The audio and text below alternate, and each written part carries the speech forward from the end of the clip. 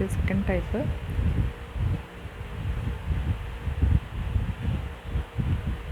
Shortest seek time first SSTF disk scheduling algorithm ആണ്. So ഇവിടെ നമ്മൾ ഷോർട്ടസ്റ്റ് സീക്ക് ടൈം ഉള്ളത് ഹെഡ് പൊസിഷനിൽ നിന്ന് ഷോർട്ടസ്റ്റ് മൂവ് വരുന്നത് ഏതിലേക്കാണോ ആ റിക്വസ്റ്റിലേക്കായിരിക്കും മൂവ് ചെയ്യുന്നത്.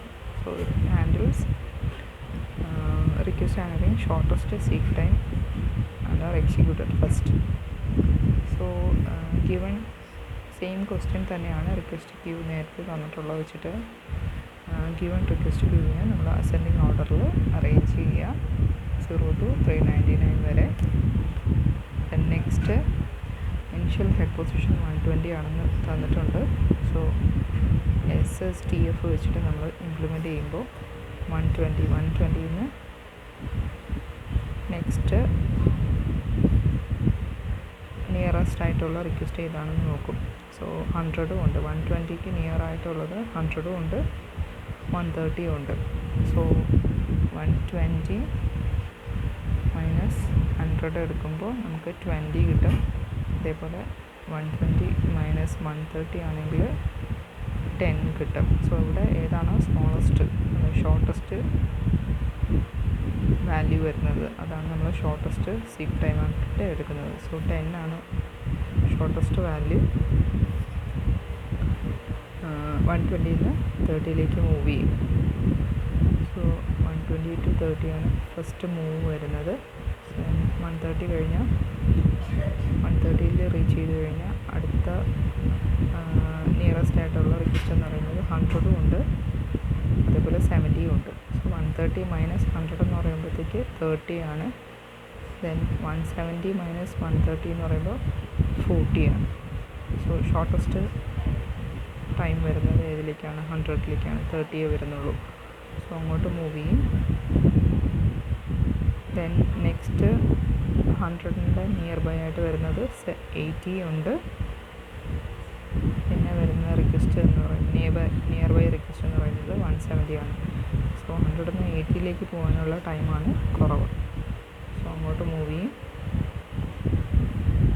80 നെക്സ്റ്റ് 80 നിയർ ബൈ ഉള്ള റിക്വസ്റ്റ് ഏതൊക്കെയാണ്? 60 ഉണ്ട്.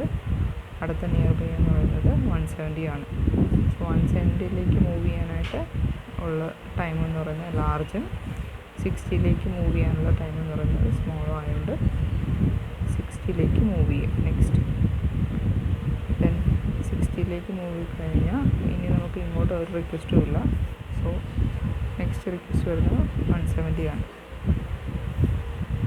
സോ 170ലേക്കായിരിക്കും നെക്സ്റ്റ് മൂവ് വരുന്നത്.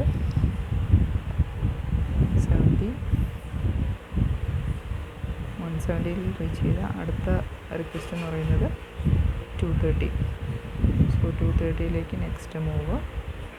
നിയർ ബൈ വരുന്ന റിക്വസ്റ്റുകളിൽ ഏതാണ് നമുക്ക് ഷോർട്ടസ്റ്റ് ടൈം വരുന്നത്, ഷോർട്ടസ്റ്റ് സീക്ക് ടൈം വരുന്നത് അതിലേക്കായിരിക്കും റിക്വസ്റ്റ് ഹാൻഡിൽ ചെയ്യുക. ആ റിക്വസ്റ്റ് ആയിരിക്കും ഹാൻഡിൽ ചെയ്യുന്നത്. അടുത്ത വരുന്നത് ഏതായിരിക്കും? 250 ആണ് നിയർ ബൈ റിക്വസ്റ്റ് വരുന്നത്. സോ അതിലേക്ക് നെക്സ്റ്റ് മൂവ്. അടുത്തത് 300 ആണ് അടുത്ത റിക്വസ്റ്റ്. അടുത്ത മൂവ് 300ലേക്ക്. സോ ഫൈനൽ നമ്മുടെ ടോട്ടൽ ഹെഡ് മൂവ്മെൻറ്റ് ഡയറക്ഷനിൽ ഏതാണ് എൻഡ് വരുന്ന റിക്വസ്റ്റുകൾ അങ്ങനെ വെച്ചിട്ട് കാൽക്കുലേറ്റ് ചെയ്താൽ മതി. സോ 130 ഈ ഒരു direction എടുക്കുമ്പോഴത്തേക്ക് 130 minus 120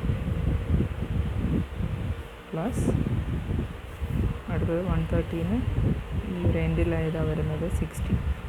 so 130 minus 60 plus അടുത്ത ഈ ഒരു ഡയറക്ഷനിൽ മൂവ് വരുമ്പോൾ എൻഡിൽ വരുന്നത് 300 മൈനസ് 60.